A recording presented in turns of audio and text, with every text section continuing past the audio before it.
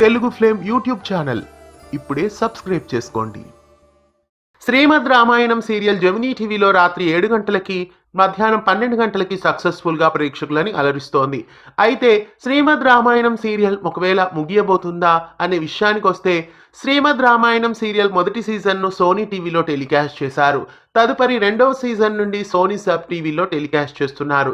ప్రస్తుతం సీతారాములు అయోధ్యకి తిరిగి రావడంతో సీజన్ 1 ముగుస్తుంది.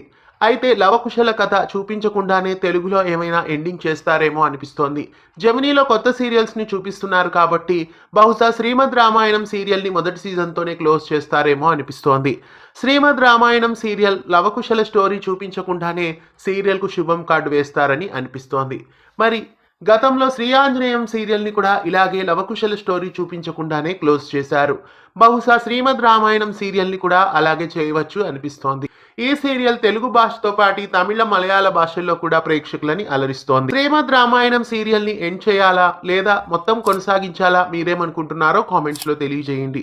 శ్రీమద్ రామాయణం సీరియల్ పై మీ అభిప్రాయాన్ని కామెంట్స్లో తెలియజేసి ఇలాంటి మరెన్నో అప్డేట్స్ కోసం ఛానల్ని సబ్స్క్రైబ్ చేసి గంట కొట్టేయండి. తెలుగు ఫ్లేమ్ యూట్యూబ్ ఛానల్ ఇప్పుడే సబ్స్క్రైబ్ చేసుకోండి.